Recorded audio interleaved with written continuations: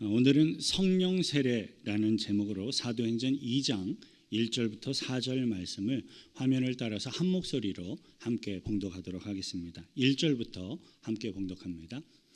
오순절 날이 이미 이름에 그들이 다 같이 한 곳에 모였더니 호련히 하늘로부터 급하고 강한 바람 같은 소리가 있어 그들이 앉은 온 집에 가득하며 마치 불의 혀처럼 갈라지는 것들이 그들에게 보여 각 사람 위에 하나씩 임하여 있더니 그들이 다 성령의 충만함을 받고 성령이 말하게 하심을 따라 다른 언어들로 말하기를 시작하니라. 아멘. 십자가에 죽으시고 3일 만에 다시 부활하신 예수님께서는 부활하신 이후에 40일 동안 이 땅의 지상 가운데 머무르시면서 십자가의 복음을 증거하시며 천국 복음을 가르치셨습니다. 부활하신 주님은 오직 성령이 너에게 임하시면 너희가 권능을 받고 예루살렘과 온 유대와 사마리아와 땅끝까지 이르러 내 증인이 되리라 라는 지상 대명령을 선언하셨습니다. 그리고 예수님은 제자들을 향해서 예루살렘을 떠나지를 말고 아버지께 약속하신 것을 기다려라 라는 말씀을 남기시고 부활하신 이후 40일째 되는 날 하늘에 있는 영광의 구름 가운데로 승천하셨습니다. 당시의 제자들은 부활하신 예수님이 남기신 명령과 말씀의 의미를 도무지 전혀 알 수가 없었지만 그래도 예수님께서 남기신 명령에 그들은 그대로 순종을 하였습니다.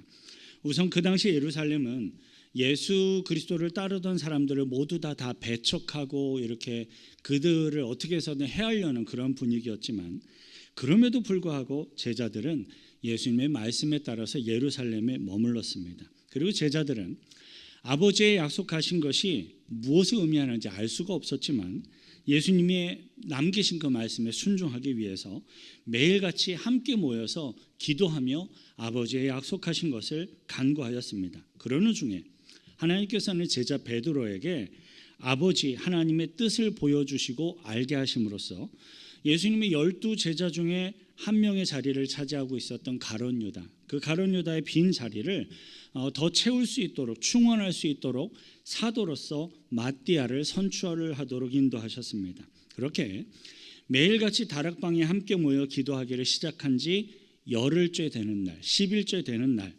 아버지의 약속하신 것, 즉 성령이 제자들에게 임하시게 됩니다. 성령 세례가 임하시던 그날의 상황을 자세히 설명하는 것이 바로 오늘의 성경 본문입니다. 저와 여러분들은 성령 세례의 현장을 증거하고 설명하고 있는 오늘의 성경 본문을 통해서 함께 성령님을 묵상하고 또 성령님을 소망하며 그 성령님으로 인해 충만해지시기를 축원드립니다. 본문 1절 다시 읽겠습니다. 오순절 날이 이미 이름에 그들이 다 한 곳에 모였더니 성경은 오순절 날이 이름에라는 아주 간단한 표현으로 그날의 시기와 상황을 설명해 주고 있습니다. 하지만 오순절 날은 모든 이스라엘 사람들에게 있어서 굉장히 여러모로 중요한 역사적인 사건들을 기념하며 생각나게 하는 매우 의미 있는 날이었습니다. 유대인들의 오순절 날을 이해하기 위해서는 먼저 유월절과 무교절의 의미를 알고 배워야 할 필요가 있습니다. 이스라엘의 모든 역사 가운데 가장 중요하고 기억해야 할 사건을 단 하나만 뽑으십시오라고 얘기를 한다면 유대인들은 고민하지 않고 출애굽 사건을 이야기할 것입니다. 그리고 그 출애굽 사건을 기념하며 기억하는 이스라엘 백성들, 이스라엘 사람들의 절기가 바로 유월절입니다. 여호와 하나님께 불순종하고 교만히 행하던 애굽을 심판하기 위해서 보내진 하나님의 죽음의 사자는 여호와의 밤에 애굽에 속한 모든 첫사람, 모든 첫 짐승을 다 멸하여 죽임으로써 심판을 행하였습니다. 하지만 자신이 살고 있는 집의 바깥, 문틀, 임방과 설주에 어린 양의 피를 바르고 하나님의 말씀에 순종하였던 이스라엘 사람들은 애굽을 심판하였던 그 죽음의 사자가 이스라엘 백성들의 집을 구별하고 건너 뛰어넘어서 유월하여서 출애굽하였던 이 사건은 유월절이라는 이름으로 이스라엘의 가장 중요한 절기가 됩니다. 그렇게 출애굽 사건을 기념하는 유월절은 이스라엘의 실제적인 건국 기념일이 됩니다. 하지만 동시에 이 출애굽한 이 사건은 이스라엘의 선조들이 갑자기 광야에 나아가서 발효되지 않은 딱딱한 떡을 먹으면서 고생스러운 어떤 광야의 삶을 살아가게 된 그러한 사건이기도 하였습니다. 그래서 유월절은 7일 동안 누룩이 들어가지 않은 떡, 딱딱한 떡, 무교병을 먹으면서 광야에 나가서 고생하였던 선조들을 기억하고 이스라엘의 건국을 기념하게 됩니다. 그리고 누룩이 들어가지 않은 그 딱딱한 떡인 무교병을 먹는 그 7일의 기간을 무교절이라는 이름으로 모든 이스라엘 백성들이 그것을 기념하고 그들의 가장 큰 축제 기간으로 삼게 됩니다. 구약 성경 레위기 23장을 보면 이스라엘 백성들이 지켜야 할 유월절 그리고 무교절에 대해서 다음과 같이 설명을 하고 있어요. 레위기 23장 5절부터 8절 말씀입니다. 첫째 달 열 나흘날 저녁은 여호와의 유월절이요 이달 15째 날은 여호와의 무교절이니 이래 동안 너희는 무교병을 먹을 것이요 그 첫날에는 너희가 성회로 모이고 아무 노동도 하지 말지며 너희는 이래 동안 여호와께 화제를 드릴 것이요 일곱째 날에도 성회로 모이고 아무 노동도 하지 말지니라.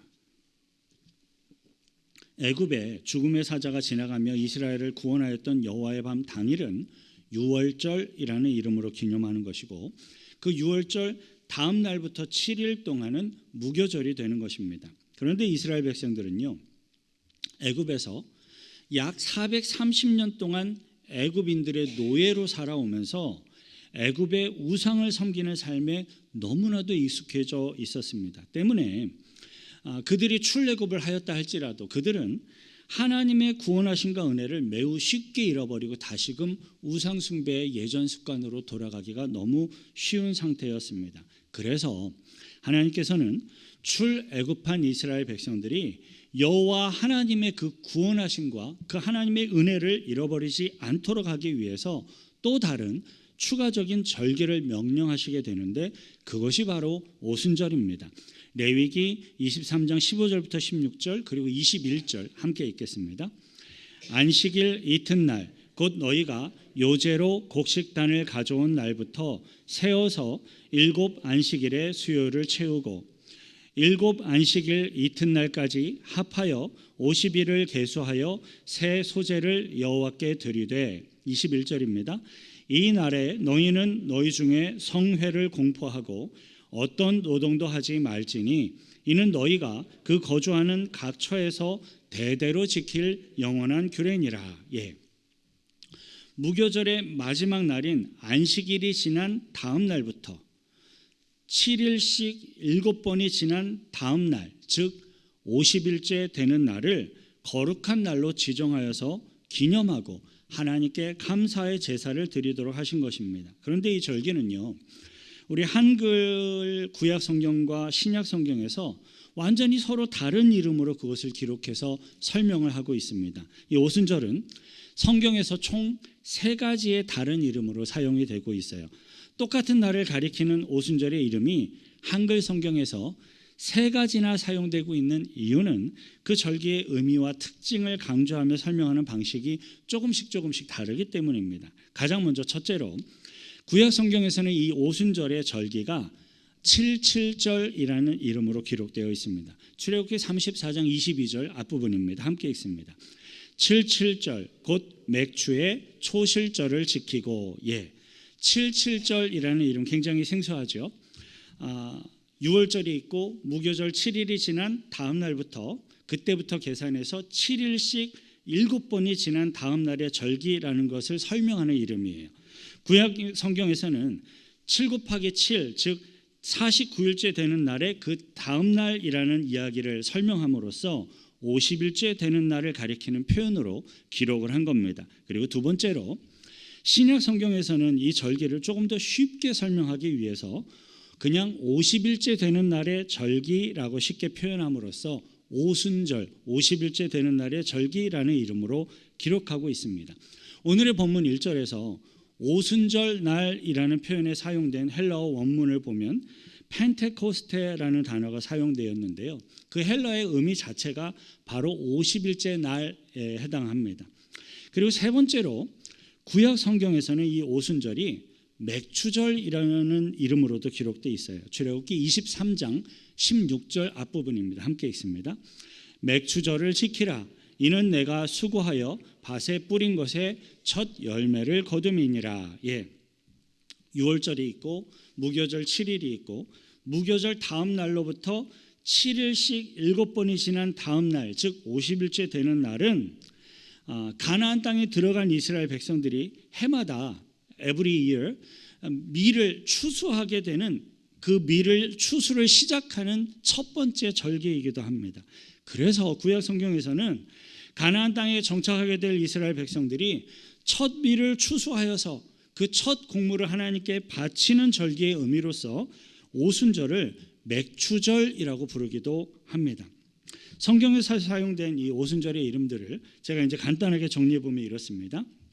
구약 성경에 무교절 마지막 날의 다음 날로부터 7일씩 7번 지난 다음 날을 설명하는 이름으로 77절이라는 이름이 기록되어 있고요. 그리고 그 77절은 이스라엘 백성들이 밀을 처음으로 수확해서 그 첫 곡식을 하나님께 바쳐 드리는 그러한 절기이기에 그것을 맥추절이라는 이름으로도 기록되어 있습니다. 그리고 신약 성경에서는 무교절의 다음 날로부터 50일째 되는 날의 절기라는 의미로서 오순절이라는 이름으로 기록되어 있는 겁니다. 77절, 맥추절, 오순절 이 세 가지 이름 모두 다 하나님의 구원하심과 그 하나님의 베푸신 은혜를 잃어버리지 않도록 하기 위해서 이스라엘의 절기로 그것을 기념하고 감사하며 경배하는 것입니다. 그리고 오순절 절기에 대한 의미는 그것 말고도 또 있습니다. 출애굽한 이후에 이스라엘 백성들이 드디어 시내산에 도착해서 하나님으로부터 계명을 수여받는 시기가 이 오순절의 시기와 굉장히 비슷하기 때문에 훗날의 유대인들은요 자신들이 지키고 있는 이 오순절 이것을 십계명을 하나님으로부터 계명을 수여받은 날로서 의미를 부여하며 지키게 됩니다. 그리고 더욱더 놀랍고 흥미로운 일들이 또 있는데요. 유대인들이 지키고 있는 6월절 그리고 또 오순절 이 모든 절기가 다 안식일이 지난 다음 날 우리의 표현으로 하면 오늘날의 주일에 해당합니다. 썬데이에 해당합니다. 6월절도 77절도 다 주일이에요. 그리고 십자가에 달려 죽으신 예수님이 3일 만에 부활하신 날도 역시 주일입니다. 그리고 오늘의 본문 1절을 보면 그 오순절 날인 주일에 성령 세례가 임하게 되었습니다. 그래서 오늘날의 크리스천들은 이 오순절을 또 다른 표현으로 이야기하는데요. 성령 강림절, 성령이 강림하신 날 해서 성령 강림절이라는 말로 부르기도 합니다. 이러한 의미와 성경적인 근거에 의해서 오늘날의 우리 기독교인들은요. 교회의 신앙적 기초가 되는 예수 그리스도의 부활하심과 또 교회의 머리 되시는 주님의 다스리심, 그 성령 강림을 기념하며 주일에 모여서 함께 예배하고 있는 것이 기독교의 전통이 되었습니다. 이제 다시 오늘의 본문 1절로 돌아가서 그 1절의 후반부를 보니까 그들이 다 같이 한 곳에 모였더니라고 기록되어 있는 것을 확인할 수가 있습니다. 성령 세례의 사건은 1명, 2명 정도의 개인에게 임한 게 아니라 다락방에 모여 있었던 약 120명 정도의 모든 성도들에게 한 날, 같은 시간에, 같은 장소에서 동시에 나타난 매우 실질적인 사건이었습니다. 이제부터 저와 여러분들은 사도행전이 소개하고 있는 그 성령 세례의 구체적이고 실제적인 기록들을 살펴보면서 성령님에 대해서 배우고자 합니다. 본문 2절 천천히 함께 읽습니다. 호련히 하늘로부터 급하고 강한 바람 같은 소리가 있어 그들이 앉은 온 집에 가득하며 아버지께서 약속하신 것 성령님은 삼위일체의 하나님으로서 하나님의 영이십니다. 때문에 꽤 많은 성도님들은요 종종 성령님을 영이죠. 물론 영적인 존재로서 영적으로 받아들이는데 문제는 영적으로만 받아들이려고 하는 이해하려고 하는 그런 오해와 착각에 빠지는 성도님들이 꽤 많다라는 겁니다. 하지만 오늘 성경 본문이 보여주고 있는 성령님은 120명 정도의 성도들이 동시에 청각적으로 듣고 직접 경험할 수 있는 그러한 성령님이셨습니다. 자, 그렇다면 성령님이 바람 소리를 내는 바람입니까? 아닙니다. 그러한 오해와 착각에 빠지지 않기 위해서 우리들은 성경을 매우 주의해서 볼 필요가 있습니다. 본문 2절을 보면요, 급하고 강한 바람 같은 소리가 있어라고 기록하고 있습니다. 그것은 바람 소리가 아니라 바람 같은 소리였어요.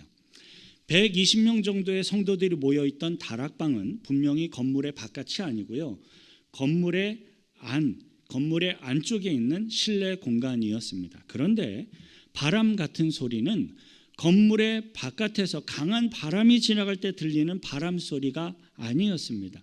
왜냐하면 본문 2절 후반부를 보니까 그 소리는 하늘로부터 들려오는 소리이면서 동시에 그 소리가 그들이 앉은 온 집의 실내에 가득하며라고 기록하고 있기 때문에 그래요. 어떻게 일반적인 바람 소리가 건물 바깥에서 쉥 하고 들리고 지나가는 게 아니라 그들이 앉아있는 그 온 집에 120명 정도 앉아있는 그 온 집 안에 그 바람 같은 소리가 가득해질 수 있겠습니까?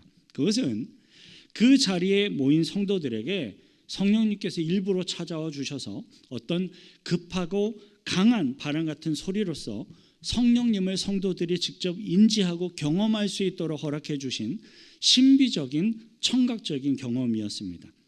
삼위일체 하나님이신 성령님은요, 결코 어떤 관념이나 이념이나 어떤 교리 같은 그런 추상적인 그러한 존재가 아닙니다.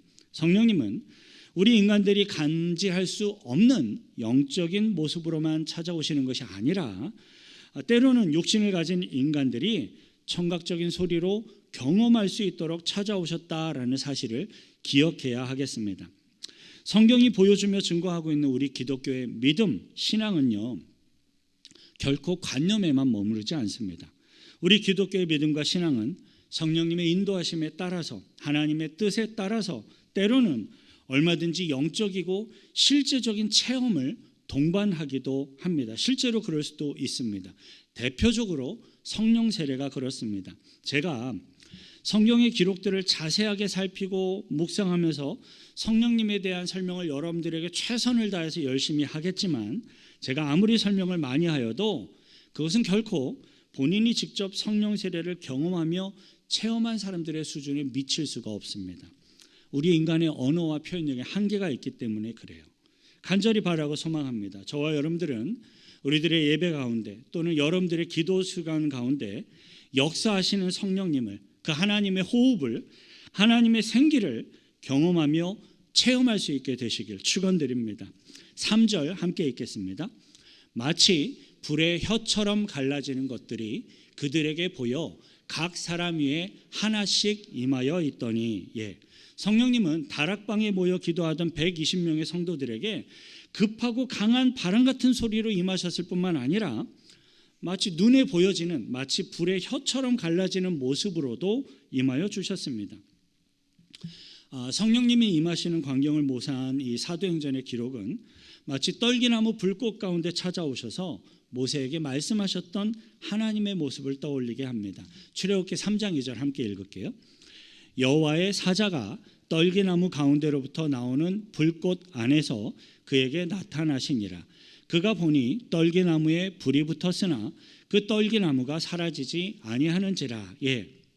모세가 볼 때 모세의 눈에 그것은 분명한 불꽃이 떨기나무 가운데 붙어서 타고 있는 모습이었습니다. 하지만 그 불꽃은 뜨거운 보통의 불꽃처럼 떨기나무를 태워서 없애버리지도 않았고, 또 불꽃이 꺼지거나 사라져버리지도 않았습니다. 출애굽 성경의 기록 그대로 그것은 불꽃처럼 보여지는 모습으로 하나님께서 모세의 눈에 시각적으로 보이도록, 경험되도록 찾아오신 하나님의 어떠한 모습이었습니다. 보통 불꽃이 이렇게 타오르다가 불의 혀처럼 이렇게 갈라지는 모습은 강하고 큰 불꽃에서 종종 볼 수 있는 형상이고 광경이죠. 다락방에 모여서 아버지께 약속한 것을 열심히 간구하며 열흘 정도 함께 기도하고 있었던 120여 명의 성도들에게 찾아오시고 임하신 성령님은 강하고 큰 불꽃에서 볼 수 있는 불의 혀처럼 갈라지는 그러한 모습으로 임하였습니다. 그런데 그처럼 강력하고 거센 불꽃의 모습으로서 성령께서 각 사람에게 임하여 주신 것입니다. 이러한 성령 세례의 모습은 세례 요한이 예언하였던 성경의 기록과 정확히 일치하고 있습니다. 누가복음 3장 16절 함께 읽겠습니다. 요한이 모든 사람에게 대답하여 이르되 나는 물로 너에게 세례를 베풀거니와 나보다 능력이 많으신 이가 오시나니 나는 그의 신발끈을 풀기도 감당하지 못하겠노라. 그는 성령과 불로 너에게 세례를 베푸실 것이요. 아멘. 성경이 보여주고 있는 성령님은요, 영원히 꺼지지 않는 거룩한 불이고 타서 없어지지 않는, 하지만 모든 것들을 다 태워버릴 수 있을 만큼 강력한 그러한 불입니다. 성령님은 정결하게 악한 것들을 태우시는 불이시고 그의 백성들에게 권능을 부어주시는 능력의 불이심을 믿습니다. 구약시대에는요, 모세와 특별한 선지자들에게만 임하였던 그 하나님의 불이 이제는 예수 그리스도의 십자가 복음을 통해서 주님 앞에 나와 간구하며 기도하는 120명의 모든 성도들에게 다 똑같이 임한 것입니다. 저는 성경이 보여주며 증거하고 있는 이러한 성령의 불이 오늘날을 살아가고 있는 저와 여러분들, 우리 믿음의 성도들에게도 임하시는 것을 믿습니다. 물론 다락방에 임하신 성령님처럼 불의 혀처럼 갈라지는 모습으로 임하실 필요는 없을 것입니다. 하지만 오늘날에도 성령님은 그의 믿음의 백성들이 때로는 경험할 수 있고 때로는 체험할 수 있는 하나님으로 친히 우리들 가운데 찾아와 주시고 만나 주시는 것을 믿으시길 바랍니다. 지극히 저 개인적인 저의 체험과 경험이기 때문에 이 설교 가운데 저의 경험을 다 소개해드리지는 못하겠지만 저에게는요, 분명하고 다양한 성령님의 체험적인 경험들이 매우 분명하게 있습니다. 성령님의 역사하심은요, 약 2000년 전에 있었던, 그리고 성경에 기록되어 있는 지나간 과거의 성경의 기록이 결코 아닙니다. 오늘날의 많은 성도들은요, 하나님의 아들 되시는 예수 그리스도의 십자가 복음을 믿고 구원받은 천국 백성이 되었음에도 불구하고 성령님을 제한을 하며 혹은 성령님을 인정하지 않으려고 하는 모습들이 있습니다.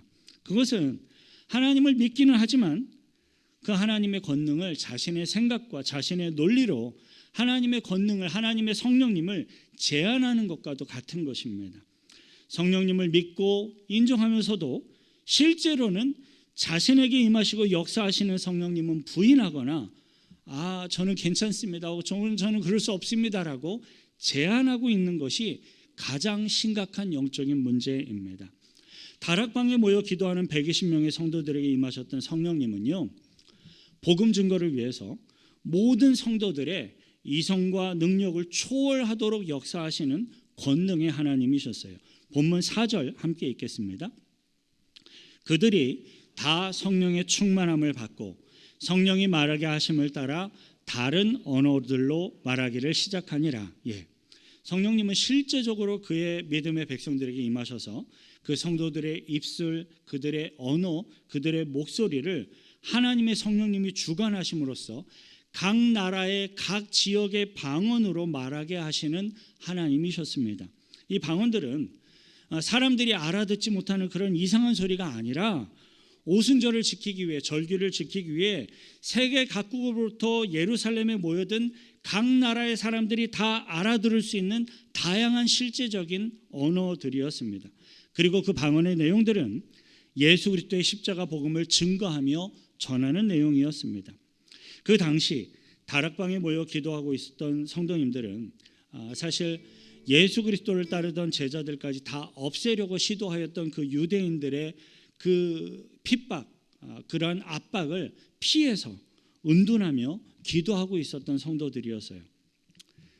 하지만 성령님이 충만하게 임하시면 성도들이 느낄 수 있는 어떤 청각 혹은 시각, 그런 것뿐만 아니라 전인격적으로 나의 생각, 마음, 육신까지 전인격적으로 성도들을 사용하셔서 예수 그리스도의 복음을 전하게 하시는 것을 믿습니다. 물론 다락방에 모였던 120명의 성도들처럼 만국의 언어와 만국의 방언으로 말하게 하시는 그러한 방언의 은사는 더 이상 필요하지가 않을 것입니다. 왜냐하면 오늘날에는요, 더 이상 언어의 문제가 복음 전하는 데 심각한 장애와 걸림돌이 되지가 않아요. 구글 트랜슬레이트 검색하면 다 나와요. 목소리를 읽어주기도 해요. 실제로 사도행전 2장에 기록되어 있는 이 만국박언의 사건은 더 이상 성경에 기록되어 있지가 않습니다. 오늘날의 가장 큰 복음 증거의 걸림돌은요, 언어가 아니에요. 스스로 예수 믿는 성도들 스스로가 성령 하나님을 제한하고 있는 것이 가장 큰 걸림돌입니다. 사랑하는 성도 여러분, 만일에 저와 여러분들이 바라고 있고 소망하고 있고 원하고 있는 대로만 성령님이 나를 인도해 주시고 임하시고 찾아오셔서 나의 삶을 인도해 주시고 계시다고 느끼고 계시다면 그것은 결단코 성령 하나님이 아닙니다. 성령 하나님은 저와 여러분들의 육신의 소욕 그대로, 각 사람의 개인의 마음과 생각의 뜻 그대로 끌려다니시는 그러한 분이 결코 아니기 때문입니다. 성령님이 우리들에게 충만하게 임하시면 저와 여러분들을 전 인격적으로 우리들을 사용하셔서 복음 증거의 도구가 되게 하시고 하나님의 사랑을 실천하게 하시고 하나님의 용서를 실천하며 섬기는 주의 일꾼들이 되게 하심을 믿습니다. 성령 충만한 성도들의 삶에는요, 교만이나 자기 자신의 자랑이 드러나며 나타나는 것이 아니라 그 사람의 삶을 통해서 예수 그리스도의 이 십자가 복음이 증거되어지고 하나님의 영광과 권능이 증거됨을 믿습니다. 저는 간절히 바라고 소망합니다. 저와 여러분들에게 성령 세례가 임하셔서 예수 그리스도의 용서, 사랑이 저와 여러분들을 통해서 증거되고 십자가 구원의 복음이 전파되며 풍성한 구원의 열매를 거두는 믿음의 삶을 살아가시길 축원드립니다. 같이 함께 기도하실 때 하나님, 제가 막연하게라도 성령님의 권세와 능력을 제한하고 있지는 않았는지요, 불신하고 있지는 않았는지요. 하나님, 저에게 믿음의 은혜를 부어주시고 겸손함을 주시고 성령께서 찾아와 주셔서 바람 같은 소리처럼 혹은 불처럼 나에게 필요한 나의 모습으로 하나님이 찾아와 주셔서 내가 주님을 믿을 수 있는 믿음을 주시고 복음 가운데 온전히 쓰임받는 구원받는 천국 백성으로 붙들어 달라고 같이 함께 기도하겠습니다. 거룩하신 구주의 하나님 아버지요, 구약 성경 시대에는 오직 소수의 사람들에게만, 모세나 선지자에게만 임하였던 성령님이셨지만 이제는 예수 그리스도의 십자가 복음으로 인해 기도하며 간구하고 믿음으로 나오는 모든 성도들에게 찾아와 주시고 임하여 주시는 성령 하나님을 믿습니다. 권세와 능력의 하나님을 믿습니다. 나의 생각과 나의 마음과 나의 심령 가운데, 육신 가운데 전인격적으로 찾아와 주셔서 나에게 믿음을 더하여 주시고 굳건한 믿음 가운데 세워주시고 나를 사용하심으로 복음을 증거하며 주님의 일들을 감당하며 주님께 영광 돌려드리는 승리의 삶을 살아갈 수 있도록 인도하여 주시고 축복하여 주옵소서. 하나님 아버지, 약 2000년 전에 다락방에서 기도하였던 120여 명의 성도들에게 임하셨던 성령님은 오늘날에도 동일하게 살아계셔서 우리들에게 찾아와 주시고 임하여 주시는 것을 믿습니다.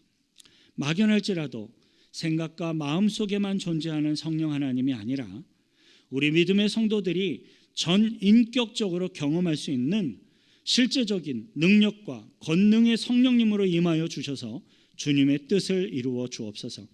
성령님의 뜻과 성령님의 능력을 제한하거나 인정하지 못하는 자들이 아니라 온전히 성령님의 뜻 가운데 쓰임받으며 복음 증거의 삶을 살아갈 수 있도록 임하여 주시고 영광받아 주옵소서. 우리를 구원하신 예수 그리스도의 이름으로 기도하옵나이다. 아멘. 우리들 가운데 만나주시는 하나님 앞에 감사의 박수로 영광 돌려드리겠습니다. 아멘.